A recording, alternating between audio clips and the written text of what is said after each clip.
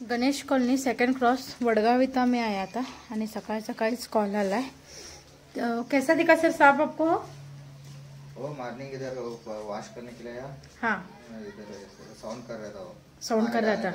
Okay, तर sound करत होता म्हणजे आवाज करत होता म्हणजे तुम्ही ओळखलाच असणार की कोणता साप आहे।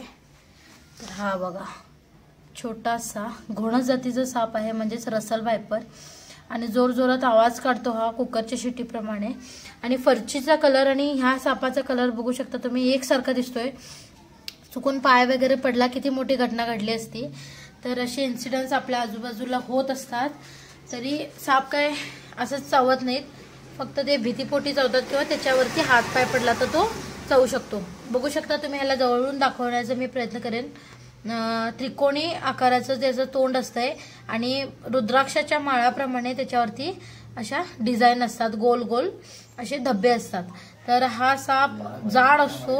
आता हे पिल्लू आहे त्यामुळे मला थोडंसं बारीक वाटायलंय, अगदी असं जाड असतो, अजगर प्रमाणे दिसतो। पण याला अजगर समजण्याची चूक करू नका, कारण अजगर हा बिनविषारी साप असतो। हा घोणस आशिया खंडातला सगळ्यात 2 नंबरचा खतरनाक साप याला म्हणतात। आशिया खंडातला, इंडियामधला तर सगळ्यात खतरनाक साप आहे हा आणि एका सेकंदामध्ये 3 फुटापर्यंत हल्ला चढवतो। एवढा खतरनाक साप आपल्या आजूबाजूला असतात, एवढे धोकादायक साप। म्हणजे असं घाबरायची काही गरज नाही, सहज अशी येऊन काही चावत नाहीत। फक्त लक्ष ठेवायला पाहिजे की आपला हातपाय पडतो तिथं साप आहे का, हे जरी तुम्ही लक्षात ठेवला तरी तुम्ही स्नेक बाईट पासून तुम्ही वाचवू शकता। ठीक आहे, याला पण आता पकडूया। तर लोक आम्हाला म्हणतात की मोठा साप पकडला म्हणजे तुम्ही खूप मोठं काम केलं किंवा वाहवाही करतात, पण जास्त टास्कचं काम असतं ही छोटा साप पकडणं, कारण त्याच्या तोंडापासून ते हातापर्यंतची जी लेंथ असते ती खूप कमी असते। त्याला आपण आता पकडूया। मौत से खेलना जैसा है।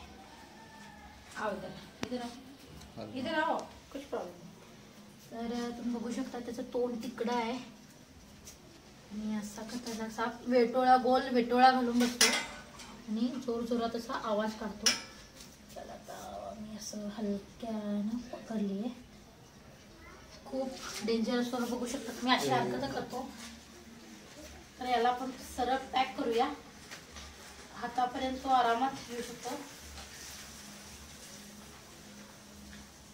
हातात घेणं म्हणजे खूप मोठी चूक आहे, पण अशा वेळी काहीच करता येत नाही।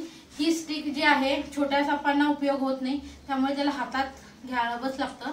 तर अशा रीतीने तो आतमध्ये गेलाय। तर सगळी माहिती तर तुम्हाला मी दिलीच आहे। तुमच्याही आजूबाजूला असे साप येऊ शकतात, त्यामुळे सांभाळून राहा।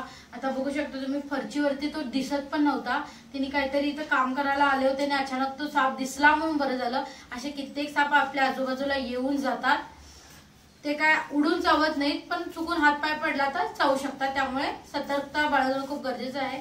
पाऊस चालू आहे, पावसाचं वातावरण असल्यामुळे सापांच्या बिळामध्ये वगैरे पाणी जात आहे आणि त्यामुळे जिथं सुकी जागा मिळते तिथं घराच्या आडोशाला वगैरे साप येऊन बसतात आणि अशा वेळी जास्तीत जास्त साप चावायचेच प्रयत्न करतात, कारण ते थंडामुळे रोडवतात किंवा असे थंडामुळे ते गारटले जातात, त्यामुळे त्यांना असुरक्षित वाटल्यामुळे ते चावायचाच प्रयत्न करतात।